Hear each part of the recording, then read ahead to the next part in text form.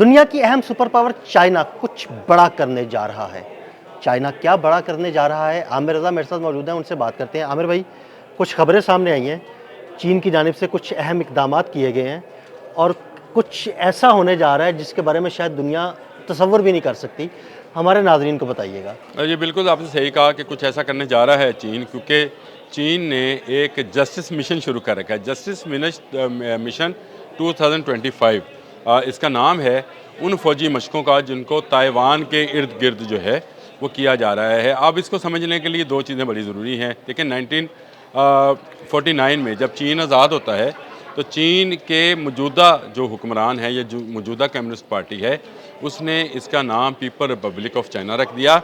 लेकिन जिनसे उन्होंने हुकूमत ली थी, जो उस वक्त वहाँ पर सियासत कर रहे थे, वो दोबारा इकट्ठे होते हैं चीन के एक और पार्ट के अंदर, और जिसको अब हम ताइवान कहते हैं। उस वक्त चाइनीज़ ताइपाई कहा जाता था। चाइनीज़ ताइपाई या ताइवान में जो है ये इकट्ठे होते हैं और वहाँ पर ये अपने मुल्क का ऐलान करते हैं और उसका नाम रिपब्लिक ऑफ चाइना रखते हैं। यानी उसका नाम रिपब्लिक ऑफ चाइना और वो पीपल रिपब्लिक ऑफ चाइना, दोनों जो हैं अपने अपने। चाइना का हमेशा से रहा है कि एक चीन, यानी चीन के वो इलाके जो कि कभी चीन का हिस्सा थे चीन बादशाहत के दौर में, वो तमाम के तमाम इलाके इकट्ठे हैं। और मज़े की बात यह है उसमें ताइवान भी शामिल है और भारत के भी कुछ इलाके शामिल हैं। हाँ जी, बिल्कुल। और ये वो इलाके हैं जिन पर चीन दावा करता है कि ये उसके हैं। अब हुआ ये कि अमेरिका ने ताइवान कॉरपोरेशन के नाम से एक एक्ट पास करता है, जिसके बाद उसने एक मिसाइल टेक्नोलॉजी जो है वो ताइवान को दी। ये देखें यहाँ से वो मामला शुरू हुआ। ताइवान के लिए ये रॉकेट जो सिस्टम था, मोबिलिटी रॉकेट सिस्टम जो था, ये दिया गया हाई मोबिलिटी रॉकेट सिस्टम। चले मैं पूरा नाम इसका बता देता हूँ। तो ये दिया गया।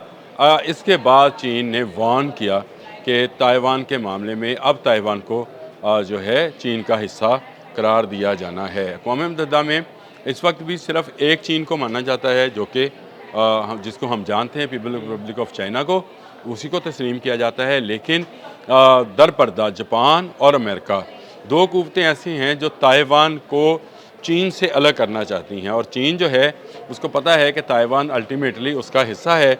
और इस पर 1992 में आप यूँ कह लें कि एक माहिदा भी हुआ था, जिसके तहत एक चाइना, एक वन वर्ल्ड वन चाइना जो है उसका लफ्ज़ सामने आया था कि ताइवान जो है उसको चीन का हिस्सा समझा जाएगा। लेकिन ताइवान में इस वक्त चाइना मुखालफ जो हुकूमत है उसने अपने तल्लुकात जापान से बेहतर बनाए। जापान की कंपनीज़ ने ताइवान के अंदर सरमायाकारी की। ये जो हम अगर आप इलेक्ट्रॉनिक्स की मार्केट घूमें तो आपसे कहा जाएगा कि ये चीज़ जापान की है, ये ताइवान, असल में वो भी जापान की ही है। ऐसे ही है। और चाइनीज़, क्योंकि चाइनीज़ भी मार्केट को तजारत की नज़र से देखते हैं, वो फ़ौजी नुक्ता नज़र से नहीं देखते। वो अपना असला उस तरह से, जिस तरह से अमेरिका जगह जगह बेचता फिरता है, चाइनीज़ बिल्कुल हरगिज़ इस तरह से नहीं बेचते हैं, क्योंकि उनकी बहुत सारी चीज़ें जो ऐसी हैं जो उनके अपने बनाए हुए सिस्टम्स हैं और उनको वो दुनिया के लिए अनलॉक नहीं करते हैं, यानी उनको लॉक्ड रखते हैं ताकि कभी ज़रूरत पड़े तो कोई उनको हैक ना कर सके या इस तरह समझे कि उसका इस्तेमाल ना किया जा सके। इसलिए अमेरिका जो है खुले दिल से ताइवान की मदद कर रहा था और उसने ये जो हाई मोबिलिटी रॉकेट सिस्टम्स है ये उसको दे दिया, जिसमें ट्रक माउंटेड बहुत सारे रॉकेट्स हैं। 70 से लेकर 500 किलोमीटर तक की रेंज के रॉकेट, ज़मीन तो ज़मीन से ज़मीन से ज़मीन तक मार करने वाले रॉकेट्स हैं। चीन इसको अपने लिए ख़तरा समझता है। आमिर भाई, अभी देखें ना कि कैसी बदमाशी है। आप कहाँ बैठे हुए हैं, किस खित्ते में आके किस मुल्क को आप जो है ना वो डिफाई टेक्नोलॉजी दे रहे हैं और किस मुल्क के खिलाफ दे रहे हैं? नहीं, आप चाइना से इतना घबराते हैं और इतना डरते हैं। इसमें देखें दो चीज़ें हैं। पहली बात तो ये है कि ये अमेरिका ने जापान के कहने पे किया है। और जापान के कहने पे क्यों किया है? क्योंकि जापान ताइवान को अपनी एक मार्केट समझता है और समझता है कि इसके ज़रिए से चाइना का इंटरनेशनल मार्केट के अंदर असर रसूख कम किया जा सकता है और ताइवान के नाम से अपनी टेक्नोलॉजी को सस्ते दामों बेचा जा सकता है। जो मैंने आपको शुरू में मिसाल दी ना, जापान और ये जापानी और ये ताइवानी है, टेक्नोलॉजी वही जापानी है, लेकिन वो चूंकि ताइवान में बन रही है तो इसलिए शायद उसकी कीमत थोड़ी कम है। ये बात है।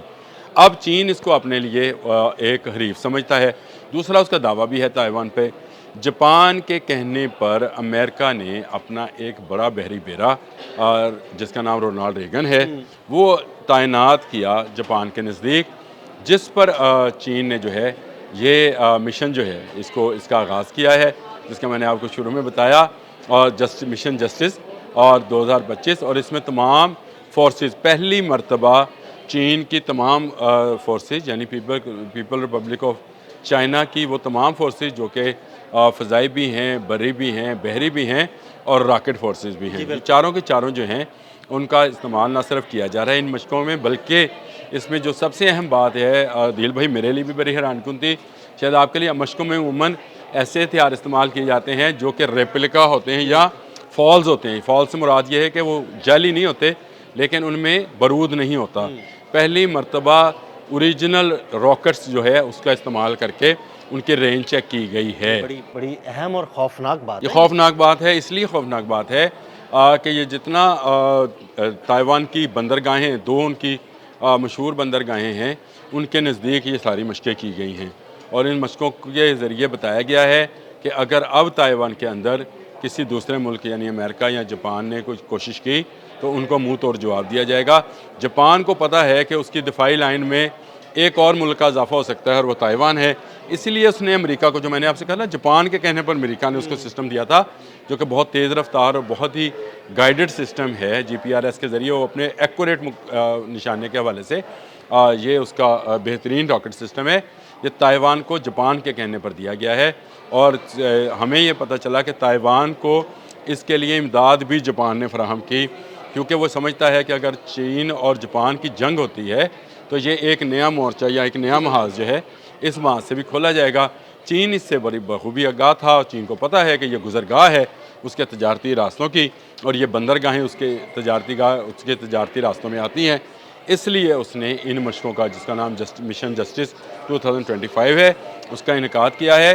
ये एक तरह से आप समझे कि आगाज़ है अब दो सुपर पावर्स का।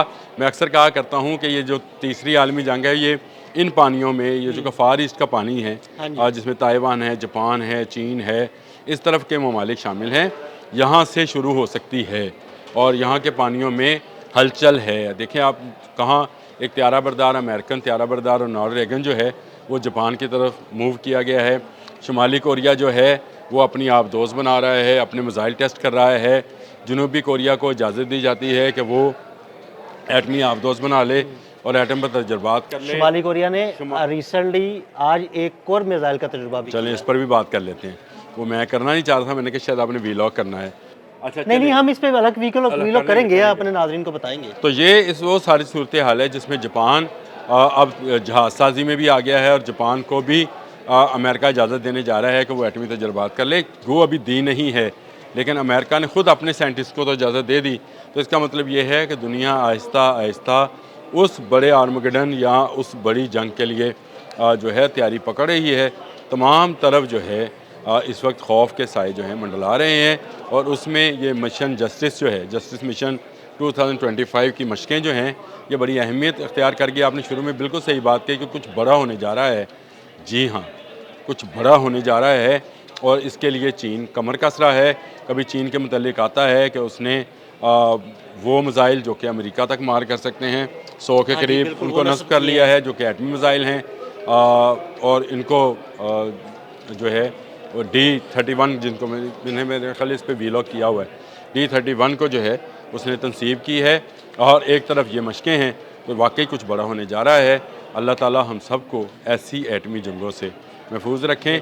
लेकिन जो हालात हैं वो नज़र आ रहे हैं कि इस तरफ जो दुनिया का पार्ट है जिसमें शुमाली जनूबी कोरिया शामिल हैं, जापान, ताइवान और चीन शामिल हैं, इन पानियों में अमेरिका के एक जहाज़ के आने का मकसद ये है, बताना ये है कि अमेरिका भी इन कुव्वतों के साथ खड़ा है और चीन जो है अब उसके मुद्दे मुकाबल मौजूद है। और चीन ने अपनी मशकों में अपने ओरिजिनल हथियारों का इस्तेमाल करके ये भी बता दिया कि भाई ये रॉकेट्स और ये जितने उसके पास मिसाइल्स हैं वो एक ख़ास मकसद के लिए किसी भी जगह इस्तेमाल किए जा सकते हैं। ये बड़ी ख़तरनाक सूरत हाल है।